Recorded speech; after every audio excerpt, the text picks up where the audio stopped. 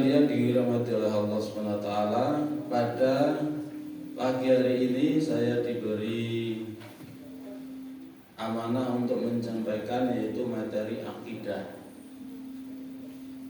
Akidah atau sering orang mengatakan keyakinan, atau sering juga dikatakan adalah akidah tauhid. Kemudian apa sesungguhnya akidah itu? Akidah itu berasal dari kata aqdun. Kalau adik-adik pernah membaca atau sering mendengar ya surat Al-Falaq, Qul a'udzu birabbil falaq min syarri ma khalaq wa min syarri ghasiqin idza waqab wa min syarri naffatsati fil 'uqad. Ada kalimat al-uqad. Uqad itu tali, bubul. Uqad itu bundelan. Maka di dalam ayat yang lain juga dikatakan wa may yakfur bit-taghut wa yu'min billah faqad istamsaka bil urwatil wuthqa. Barang siapa yang kufur terhadap taghut dan beriman kepada Allah, maka dia telah berpegang kepada al-urwah al-wuthqa. Urwah al-wuthqa itu adalah tali ikatan yang kuat. Jadi akidah itu adalah tali ikatan yang kuat. Ikatan apa? Yaitu ikatan keyakinan. Ikatan keyakinan, tali ikatan yang kuat. Jadi secara bahasa akidah itu adalah ikatan, al-aqdu. Kemudian secara syar'i itu artinya adalah sebagaimana yang diterangkan oleh Al-Quran maupun Sunnah Rasulullah Muhammad SAW, yaitu diterangkan di dalam hadis, termasuk dalam hadis Arba'in, bahwa akidah itu adalah antu'mina billahi wa malaikatihi wa kutubihi wa rusulihi, terus beriman kepada Allah, kepada para malaikat, kepada yang ketiga kepada siapa? Kitabnya. Kemudian yang keempat kepada Rasul. Yang kelima pada hari akhir. Yang keenam dan qadar atau ketetapan Allah yang baik maupun yang buruk. Itu secara syar'i berdasarkan hadis yang peristiwanya adalah ketika Rasulullah dan para sahabat sedang bermajlis atau berkumpul, kemudian datang seorang yang tidak diketahui siapa, dari mana munculnya. Ternyata orang tersebut adalah malaikat Jibril. Tidak diketahui, tidak ada yang kenal, tidak ada bekas perjalanan jauh, pakaiannya putih bersih, rambutnya hitam kelam. Kemudian bertanya kepada Rasulullah, mal iman, apakah itu iman? Itulah yang menjadikan dasar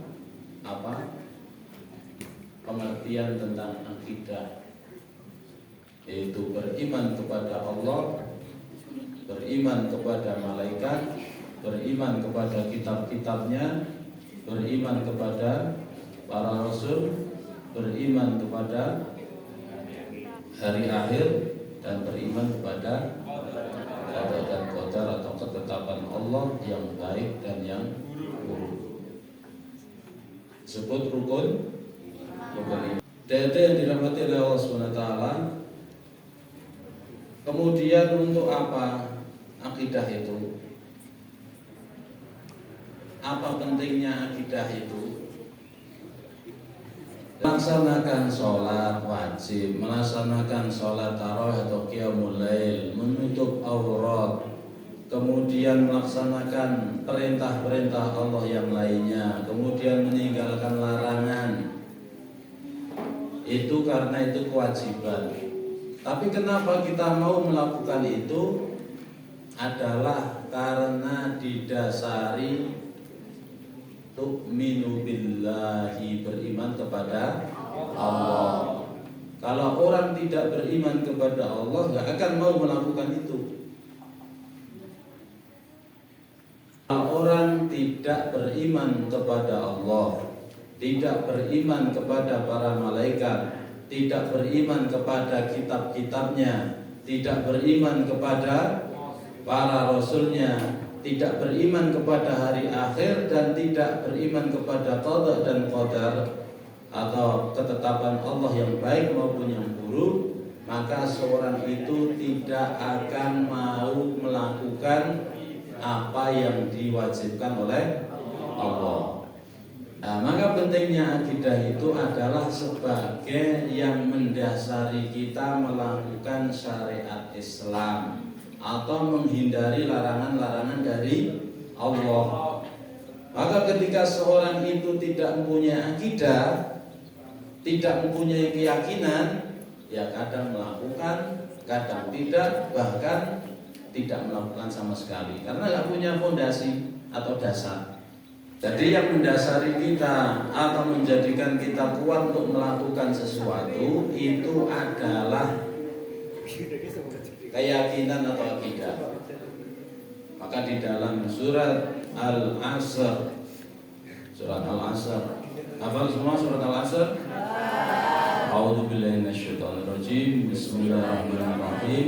Wal 'asri innal insana lafi khusrin illal ladzina amanu wa 'amilus shalihati wa tawasau bil haqqi wa tawasau bis sabr.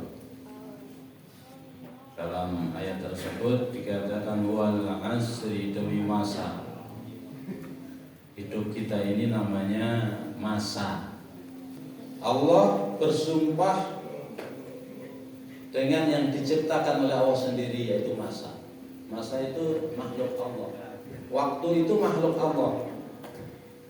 Jadi waktu itu adalah sangat berharga. Allah bersumpah dengan waktu, bukan berarti kemudian kita boleh bersumpah dengan waktu. Tapi kalau Allah itu khusus untuk Allah, ya. Wal asri innal insana lafi khusrin. Sungguhnya manusia itu dalam keadaan khusrin apa? Rugi. Nggak ada untungnya. Kemudian disebutkan di ayat tersebut, siapa yang beruntung? Yaitu orang yang beriman. Siapa orang yang beriman itu? Yaitu beriman kepada Allah, beriman kepada malaikat, beriman kepada kitab-kitabnya, beriman kepada rasulnya, beriman kepada hari akhir, kemudian yang terakhir beriman kepada sering disampaikan oleh para khatib, takwa itu adalah apa? Fi'lul ma'mur wa tarkul mahdzur was-sabru 'alal maqdur. Menjalankan perintah, menghindari larangan, kemudian was-sabru 'alal maqdur, bersabar atas ketetapan. Itu ringkasan dari rukun iman. Jadi orang yang beriman, yang tidak merugi dikatakan dalam surat Al-Asr itu adalah orang yang beriman kepada Allah sampai beriman kepada qada dan qadar. Beriman kepada qada dan qadar yang sudah ditetapkan Allah kepada kita ini, yang sudah ditetapkan Allah kepada kita ini ada dua macam. Yang bisa dirubah dan ada yang tidak bisa dirubah. Ketetapan Allah itu ada yang bisa dirubah, ada yang tidak bisa dirubah. Yang bisa dirubah contohnya apa? Kita lapar itu takdir bukan? Takdir bukan kita lapar. Takdir bisa dirubah? Bisa. Merubah takdir lapar kepada takdir tidak lapar dengan apa? Makan. Karena itu namanya takdir yang bisa dirubah. Tapi ada orang yang makan tidak jadi laparnya tidak hilang juga ada. Makan terus.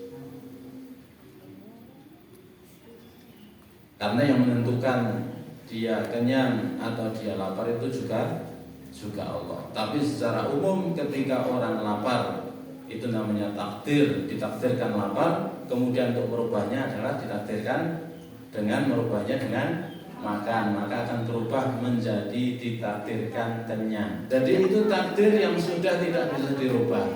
Ya, takdir yang sudah tidak bisa dirubah. Kalau giginya agak maju gimana? Takdir bukan? Bisa dirubah? Bisa. Yang merubah-rubah seperti itu ada pembahasannya nanti dalam fikih, ya dalam fikih. Maka ada beberapa yang tidak boleh dirubah. Yang tidak boleh dirubah diantaranya adalah apa? Alis kita tidak boleh dirubah. Yang dirubah lagi apa? Ada yang merubah bulu mata. Saya ingatkan, merubah bulu mata, menyambung bulu mata itu tidak diperbolehkan. Itu termasuk yang dilaknat oleh Rasulullah. Kita kembali ke pembahasan masalah akidah. Kepada surat Al-Asr. Illal ladzina amanu, yaitu pertama dikatakan al-iman, yaitu orang yang beriman. Kenapa? Karena tidak bakal melakukan amal soleh kalau orang itu tidak beriman. Maka dikatakan wal asri innal insana lafi khusrin illal ladzina amanu, kecuali orang-orang yang beriman. Kalau sudah beriman kuat, keyakinannya kuat, itu namanya fondasi. Ibaratnya rumah itu tidak bakal rumah itu dibangun, didirikan tiang, kemudian dibangun di situ tembok, dikasih kusen, dikasih kaca, apalagi sampai atap, kecuali dibuat fondasi dulu. Iman itu adalah fondasinya, akidah itu fondasinya. Gak mungkin kalian mau melaksanakan perintah Allah, mau sholat atau mau puasa, atau yang perempuan mau menutup aurat, kalau fondasinya belum ada. Jadi iman itu atau akidah itu adalah dasar. Maka setelah itu apa? Illal ladzina amanu wa amilus sholihat. Amal soleh itu tiang-tiangnya. Maka dikatakan di dalam hadis as-sholatu imaduddin. Apa artinya? Sholat itu tiang agama. Sholat itu pilarnya agama. Sholat itu adalah pilarnya agama. Maka di situ bukan sholat dulu, bukan amal soleh dulu, tapi apa? Illal ladzina amanu. Karena apa? Gak mungkin pilar agama salah satunya itu adalah sholat, ya. Yang paling utama itu adalah sholat. Karena sholat itu ketika seseorang menyepelekan sholat atau bahkan tidak sholat, maka disebut ketika orang tidak mau sholat, dia ngaku muslim, dia tidak diakui sebagai orang muslim. Bainal abdi wa bainal kufri tarkus sholat. Yang membedakan antara seorang muslim dengan seorang kafir itu adalah ketika meninggalkan sholat. Paham? Ketika orang meninggalkan sholat itu dihukumi apa? Kalau meninggalkan sholat menurut beberapa ulama fikih, ketika malas karena malas maka itu tidak kafir tapi dosa besar. Ketika dia melakukan sholat tapi mengakhir-akhirkan sholat itu juga termasuk dosa besar. Tapi ketika dia itu tidak melaksanakan sholat karena tidak mau sholat, maka itu disebut orang sudah kafir. Illal ladzina amanu wa amilus sholihat. Jadi amal soleh ini dibangun di atas iman. Amal soleh itu ya sholat, ya puasa, ya birrul walidain, ya menutup aurat, ya beramal soleh yang lainnya termasuk royongan, termasuk thalabul ilmi seperti kalian di sini. Itu namanya amal soleh. Kemudian setelah beramal soleh ada kewajiban setelah itu, illal ladzina amanu wa amilus sholihat wa tawasau bil haqqi. Tawasau bil haqqi itu adalah amar ma'ruf nahi mungkar. Jadi amar ma'ruf nahi mungkar itu posisinya adalah di bawahnya amal soleh. Beramal soleh dulu, baru setelah itu amal ma'ruf nahi mungkar. Amal soleh itu di posisinya yang lebih tinggi lagi atau dasarnya lagi adalah iman, beriman kepada Allah atau akidah itu sebagai dasarnya.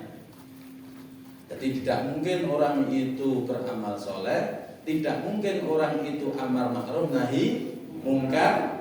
Kemudian yang terakhir apa tadi di ayat tadi? Surah Al-Asr, wal asri innal insana lafi husrin illal ladzina amanu wa amilus sholihat wa tawasau bil haqq. Kemudian wa tawasau bis sabr. Tidak mungkin orang itu bersabar berdakwah ketika tidak punya iman, ketika tidak punya amal soleh, ketika tidak beramal ma'ruf nahi mungkar. Maka yang terakhir adalah harus bersabar. Harus bersabar. Termasuk